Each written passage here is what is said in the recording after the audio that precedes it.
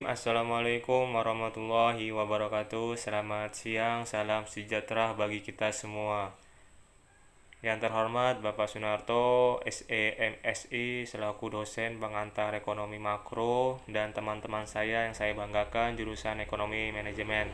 Terima kasih untuk waktunya yang telah diberikan kepada kelompok kami, kelompok 10, yaitu tentang pembahasan mengenai keuangan negara.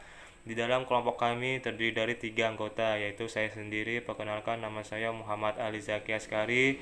Yang kedua Muhammad Iswandi Adam, dan yang ketiga Randi. Baik, di sini saya akan menjelaskan satu definisi keuangan negara.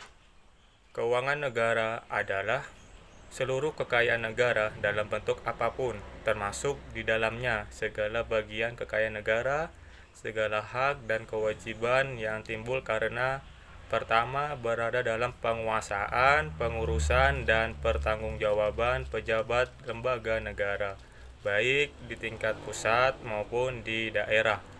Yang kedua, berada dalam penguasaan, pengurusan, dan pertanggungjawaban badan usaha milik negara atau badan usaha milik daerah, yayasan, badan hukum, dan perusahaan yang menyertakan modal negara atau perusahaan yang menyertakan modal pihak ketiga berdasarkan perjanjian dengan negara.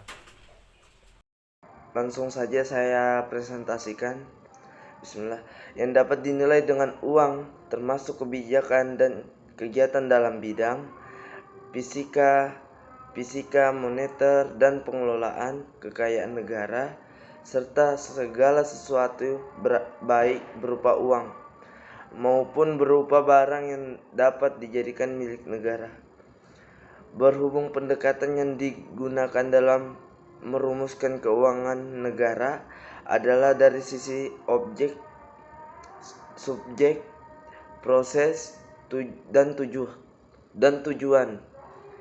Adapun tahap-tahapnya, yang pertama, dari sisi objek, yang dimaksud dengan keuangan negara meliputi semua hak dan kewajiban negara yang dengan melaksanakan hak dan kewajiban tersebut.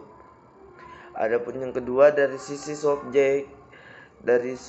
subjek yang dimaksud dengan keuangan negara meliputi seluruh objek sebagaimana tersebut di atas yang dimiliki negara dan atau dikuasai oleh pemerintah pusat, pemerintah daerah, perusahaan negara maupun daerah, dan badan lain yang ada kaitannya dengan keuangan negara. Dari proses keuangan negara mencakup seluruh rangkaian kegiatan yang berkaitan dengan pengelolaan objek sebagaimana tersebut di atas, mulai dari perumusan kebijakan dan pengambilan keputusan sampai dengan pertanggungjawaban. Itu yang ketiga. Dan ini yang terakhir, yang keempat, dari sisi tujuan, keuangan negara meliputi seluruh kebijakan, kegiatan, dan hubungan hukum yang berkaitan dengan pemilikan dan atau penguasaan objek sebagaimana tersebut di atas dalam rangka penyelenggaraan pemerintah negara. Berikutnya yang kedua, asas-asas umum pengelolaan keuangan negara.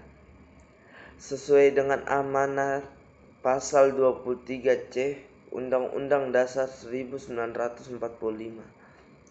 Undang-Undang tentang Keuangan Negara perlu menjabarkan aturan pokok yang telah ditetapkan dalam Undang-Undang Dasar tersebut ke dalam asas-asas umum yang meliputi.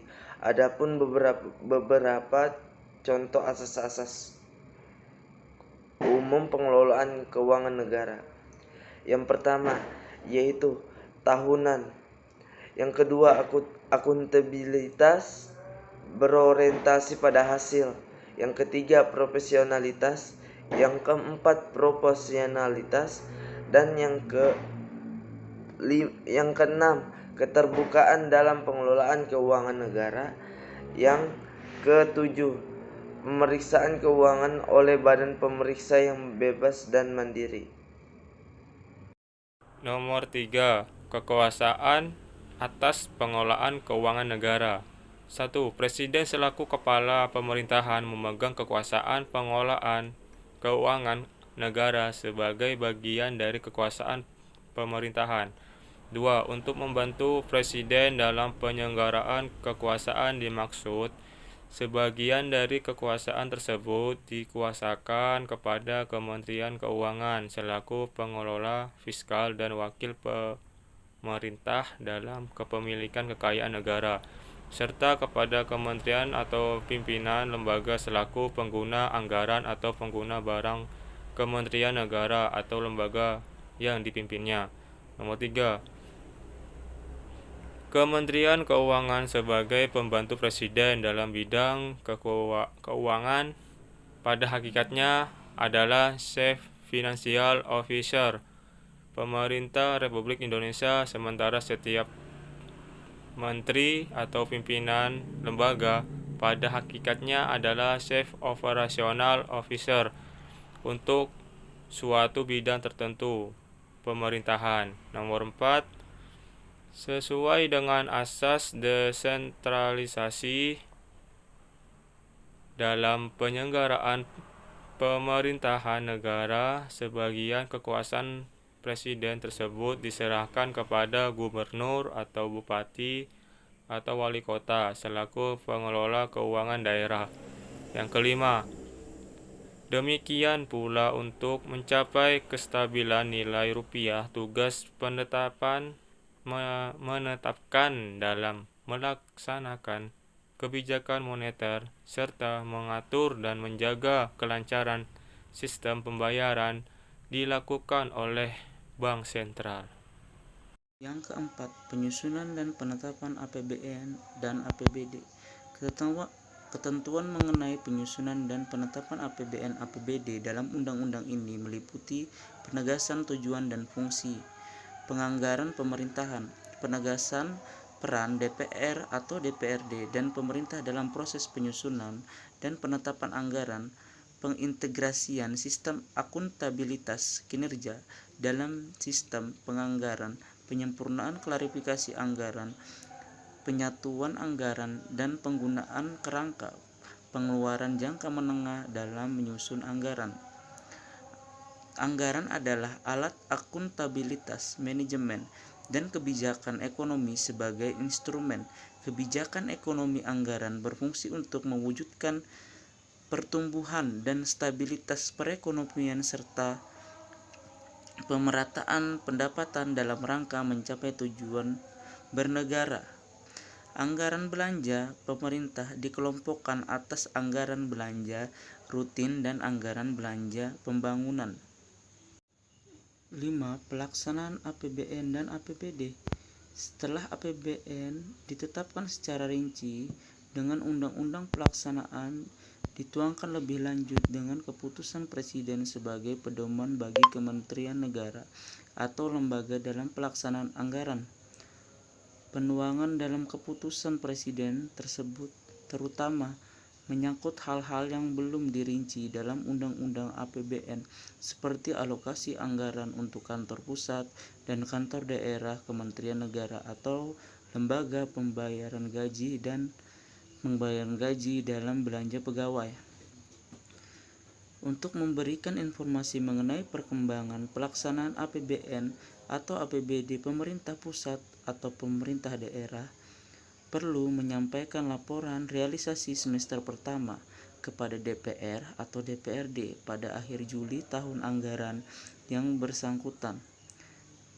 Informasi yang disampaikan dalam laporan tersebut menjadi bahan evaluasi pelaksanaan APBN atau APBD semester pertama dan penyesuaian atau perubahan APBN APBD pada semester berikutnya.